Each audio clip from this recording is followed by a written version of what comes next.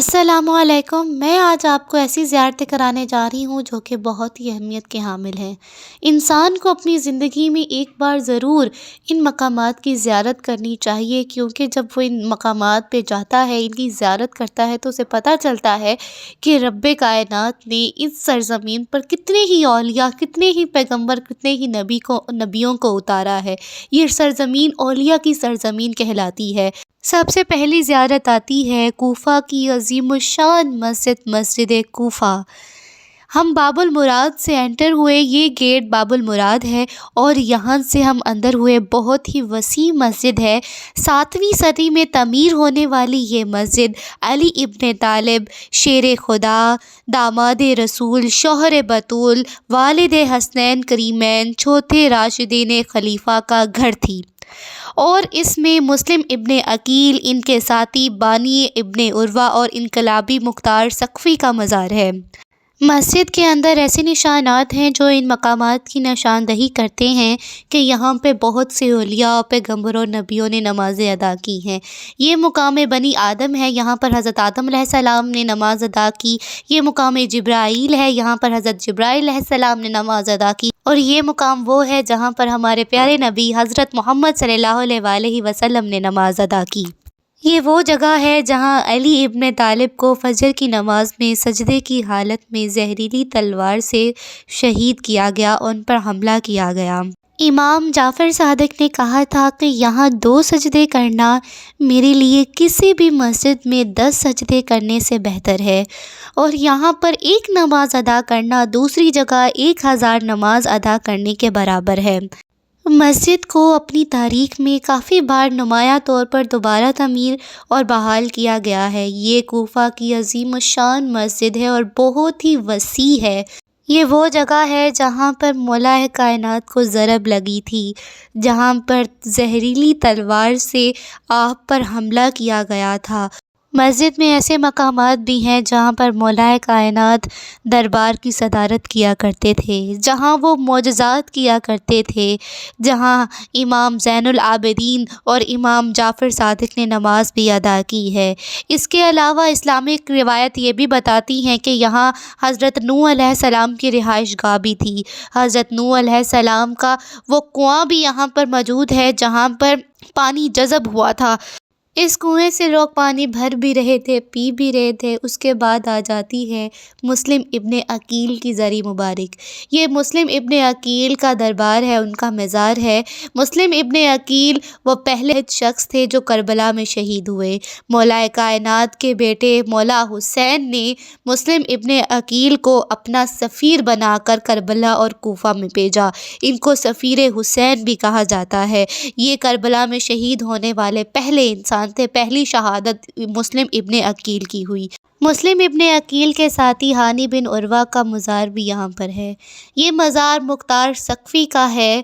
ان کو انقلابی شخص بھی کہتے ہیں کیونکہ مولا حسین کی شہادت کے بعد ان کو ان کا سر شام لے جانے کے بعد ان کو قید سے رہائی ملی، تو یہ وہ واحد شخص ہیں جنہوں نے مولا حسین کا بدلہ لیا، ان کے قاتلوں سے، ان کو شہید کرنے والوں سے مولا حسین کا بدلہ لیا۔ انہوں نے مسلم ابن عقیل کی بہت زیادہ مدد کی، ان کی بیعت سب سے پہلے کی۔ اس کے بعد ہماری دوسری زیارت آتی ہے میثم تیمار کا مزار۔ میثم تیمار یحییٰ تیمار کے بیٹے تھے۔ ابتدائی اسلامی اسکالر، علی ابن طالب کے ساتھی اور شاگرد تھے۔ میثم تیمار جس نے امام علی علیہ السلام کی، مولا کائنات کی مدح سرائی کرتے ہوئے اپنی جان قربان کر دی۔ جناب میثم تیمار مولا کائنات، شیر خدا، داماد رسول، شوہر بطول، والد حسنین کریمین کے صحابی تھے۔ یہ کھجوریں بیچنے کا کام کرتے تھے، اسی وجہ سے ان کو میثم تیمار کہا جاتا ہے، کیونکہ تیمار کا مطلب ہوتا ہے کھجور۔ یہ ان کا مزار ہے، بہت ہی خوبصورت طریقے سے بنایا گیا ہے۔ ان کی زری مبارک بھی بہت خوبصورت بنائی گئی ہے، ہر طرف شیشہ گری کی گئی ہے، بہت ہی خوبصورت انداز سے سجایا گیا ہے۔ آپ کو میں ان کے روضے کی زیارت بھی کراتی ہوں۔ اور بہت ہی خوبصورت مقامات ہیں۔ انسان کو اپنی زندگی میں ان کی زیارت ضرور کرنی چاہیے، کیونکہ یہ وہی جگہ ہے، یہ وہی مقام ہے جہاں پر رب کائنات نے اپنے بہت سے اولیاء، بہت سے انبیاء کرام کو یہاں پر بھیجا ہے۔ بہت ہی خوبصورت سرزمین ہے، بہت ہی خوبصورت مقامات ہیں، یہ انسان کو ضرور ان کی زیارت کرنی چاہیے۔ یہ والا جو گھر ہے، یہ ہماری تیسری زیارت ہے۔ یہ حضرت ابراہیم علیہ السلام کا گھر ہے۔ یہ ویسی ہی حالت میں ہے جیسے ان کا گھر پہلے بنا تھا، ویسی ہی حالت میں۔ ابھی اس کی تعمیر شروع نہیں کی، ابھی انہوں نے یہاں پر جالی لگا کر محفوظ کر دیا گیا ہے، اور بہت ہی خوبصورت ویسے ہی ہے جیسے کہ ان کے اپنے دور میں تھا۔ اس کے بعد ہم اپنی چوتھی زیارت کرتے ہیں، یہ ہے مسجد صحرا۔ یہ حضرت ابراہیم علیہ السلام کا گھر بھی کہلاتی ہے، کیونکہ حضرت ابراہیم علیہ السلام کا گھر اسی مسجد کے اندر ہے۔ یہ بہت سے اولیاء، بہت سے انبیاء کا گھر بھی ہے، اور یہاں پر بہت سے ایسے مقامات بھی ہیں جہاں پر مصلی بھی بنے ہوئے ہیں، جہاں پر انبیاء علیہ السلام نے نمازیں ادا کی ہیں۔ یہاں پر مصلی نو بھی ہے، مصلی حضرت ابراہیم علیہ السلام بھی ہے۔ میں آپ کو اندر چل کر اس کی زیارت کراتی ہوں۔ مصلی حضرت زین العابدین بھی ہے۔ تو بہت ہی خوبصورت طریقے سے مسجد کو بنایا گیا ہے۔ اس کی تعمیر بار بار کئی دفعہ تعمیر کی گئی ہے، ان کو بار بار بحال کیا گیا ہے، اور ان کی تعمیر چلتی رہتی ہے۔ یہاں پر بہت سی دکانیں بھی ہیں، جس نے تحفے تحائف وغیرہ لینے ہوں، تبرکات وغیرہ لینے ہوں تو وہ یہاں سے لے سکتا ہے۔ میں آگے چل کے آپ کو یہ مسجد پوری دکھاتی ہوں۔ بہت ہی وسیع مسجد ہے، بہت وسیع مسجد ہے، بہت خوبصورت طریقے سے بنائی گئی ہے۔ میں آپ کو چل کر دکھاتی ہوں کہ کون کون سے مقامات ہیں مسجد کے اندر، کون کون سے اس کے 4 کونے ہیں، اور چاروں کونوں پہ کسی نہ کسی انبیاء کے، نبی کے مصلی بنے ہوئے ہیں۔ سب سے پہلا مصلی تو حضرت ابراہیم علیہ السلام کا آتا ہے۔ میں آپ کو اندر چل کر بتاتی ہوں اس مسجد کی کیا اہمیت ہے، اور کیا اس مسجد میں کیا کیا مقامات ہیں۔ یہ وہ مسجد ہے جہاں 12ویں امام مہدی قیام کریں گے۔ اس مسجد نے اسلام میں پیغمبروں اور شخصیات کے گھر کے طور پر کام کیا ہے۔ حضرت ابراہیم، حضرت ادریس، حضرت خضر علیہ السلام، ہر نبی نے اس مسجد میں نماز ادا کی ہے، نماز قائم کی ہے۔ اس مسجد میں 2 رکعت اسلامی نماز پڑھنے سے ایک شخص کو سال بھر کے لیے تحفظ مل جاتا ہے۔ اس مسجد سے قیامت کے دن سور پھونکا جائے گا۔ روایت کے مطابق یہاں 70,000 لوگ اٹھائے جائیں گے اور بغیر سوال کے جنت میں داخل کیے جائیں گے۔ ہمارے پہلے امام علی ابن طالب علیہ السلام نے کہا تھا کہ کوئی بھی شخص غم زدہ اگر اس مسجد میں آیا ہے اور اس نے نماز ادا کی ہے، رب کائنات سے دعائیں کی ہیں، تو اس کا غم دور ہو جاتا ہے، اس کی حاجت پوری ہو جاتی ہے۔ یہ مسجد بہت ہی اہمیت کے حامل ہے۔ یہاں پر نماز ادا کرنے سے انسان کو سال بھر کا تحفظ ملتا ہے، انسان پرسکون محسوس کرتا ہے، اور اس کی نیکیاں، اس کی گناہ بھی معاف ہو جاتے ہیں۔ بہت ہی خوبصورت طریقے سے مسجد بنائی ہے، بہت ہی وسیع طریقے سے اس مسجد کو تعمیر کیا گیا ہے۔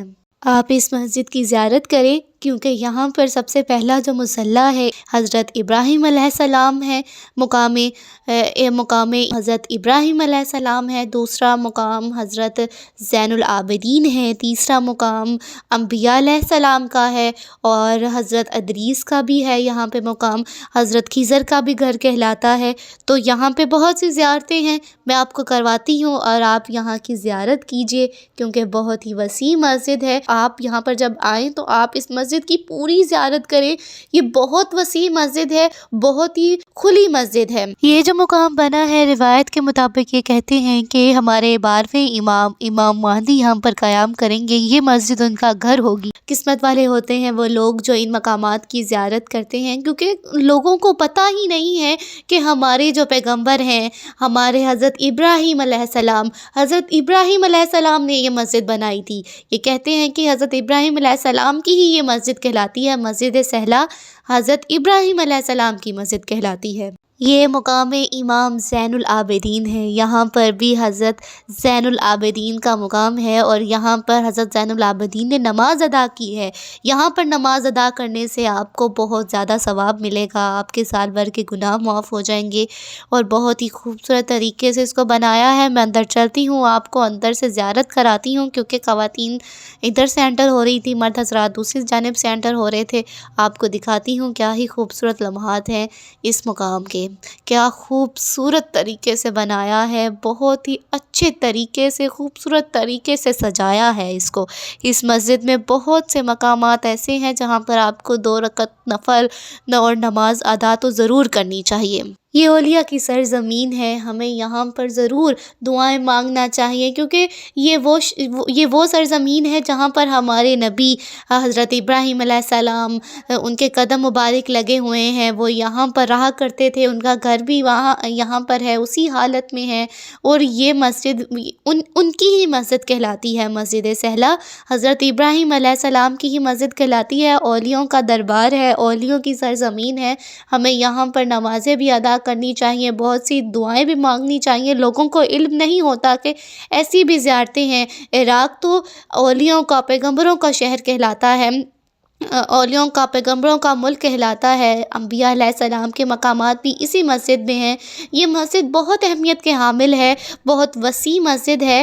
آپ کو اس کا صحن بھی دکھا دیا ہے۔ عشاء کی نماز ہو چکی تھی، ہم عشاء کی نماز ادھر ادا کر کے ہم اپنی اگلی مسجد کی طرف جائیں گے، وہ بھی بہت بڑی زیارت ہے۔ وہ جو زیارت ہے نا، بہت ہی اچھی اور بہت ہی خوبصورت زیارت ہے، اور اس مسجد کا نام ہے مسجد حنانہ۔ وہ ہم جا کر آپ کو میں وہاں پر اس کی زیارت کراتی ہوں۔ ابھی آپ فی الحال اس مسجد کی زیارت کیجئے، جو کہ بہت اہمیت کے حامل ہے، جو کہ بہت مقدس ہے، بہت مقدس مقامات ہیں۔ حضرت ابراہیم علیہ السلام تو وہ ہیں جن کی آل سے ہمارے نبی حضرت محمد صلی اللہ علیہ وآلہ وسلم آپ کی نسل سے ہیں، آپ کی نسل سے پیدا ہوئے ہیں۔ حضرت عیسیٰ کی نسل سے حضرت محمد صلی اللہ علیہ وآلہ وسلم پیدا ہوئے۔ حضرت ابراہیم علیہ السلام کا مقام ادھر ہے، وہ بھی اسی سرزمین میں پیدا ہوئے۔ حضرت نوح علیہ السلام، وہ بھی نجف میں ان کا دفن ہے، نجف میں ہی بڑا قبرستان ہے جہاں پر حضرت نوح علیہ السلام دفن ہے۔ تو یہ وہی سرزمین ہے جہاں پر حضرت ابراہیم علیہ السلام کا گھر مبارک ہے، بہت ہی مقدس مقامات ہیں۔ آپ ان مقامات کی ضرور زیارت کرنے آئیے، کیونکہ ان مقامات کی ہر کوئی زیارت نہیں کرتا۔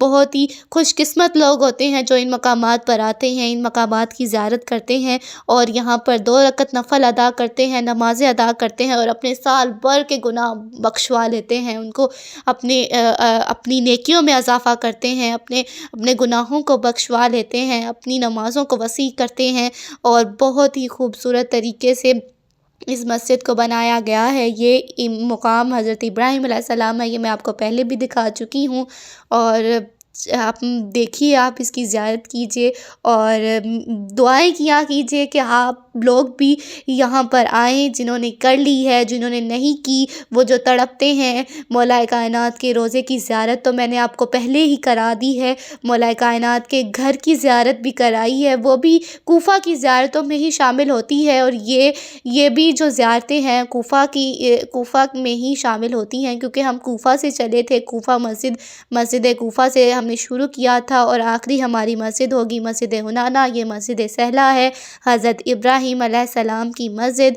یہاں آپ کو مقام نوح بھی ملے گا، جہاں پر حضرت نوح علیہ السلام نے بھی مصلی ہے ان کا، وہاں پہ انہوں نے نماز ادا کی ہے۔ یہ فی الحال تو یہ حضرت ابراہیم علیہ السلام کا مصلی ہے۔ میں نے بھی یہاں پر 2 رکعت نماز ادا کی ہے، نفل ادا کیے ہیں، دعائیں بھی مانگی ہیں۔ آپ لوگ بھی دعائیں مانگا کریں کہ آپ کو بھی رب کائنات ایسے مقامات پر بھیجے جہاں پر اس نے اپنے نبیوں کو بھیجا، اپنے پیغمبروں کو بھیجا۔ بہت ہی خوبصورت طریقے سے مسجد کو تعمیر کیا گیا ہے، آپ دیکھیے اور زیارت کیجیے۔ اس کے بعد ہماری زیارت آتی ہے مسجد حنانہ۔ مسجد حنانہ کو مسجد راس بھی کہا جاتا ہے، جس کا مطلب ہے سر کی مسجد۔ امام حسین ابن علی کے سر مبارک کو یہاں پر اس مسجد میں رکھا گیا تھا۔ ان کے اہل خانہ کو ان کے اہل خانہ نے، حضرت بی بی زینب نے، باقی ساری خواتین نے یہاں پر رات گزاری تھی۔ یہاں پر مسجد حنانہ تعمیر کر دی گئی ہے اس مقام پر۔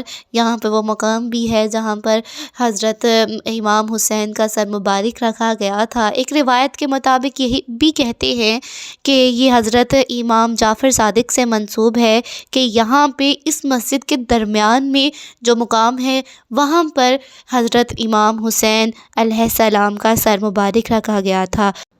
اور ایک اور روایت ہے حضرت جعفر صادق سے بھی حضرت جعفر صادق سے ہی منسوب ہے، جس کے مطابق حضرت علی علیہ السلام، حضرت علی ابن ابی طالب شیر خدا، داماد رسول، والد حسنین کریمین کو جب ان کی وفات کے بعد ان کے بیٹے حضرت حسن اور حسین کوفہ سے نجف لے کر جا رہے تھے تو راستے سے گزرتے ہوئے جب یہ مسجد آئی تو اس مسجد کے ستون حضرت علی علیہ السلام کے جسم کی طرف مائل ہوئے۔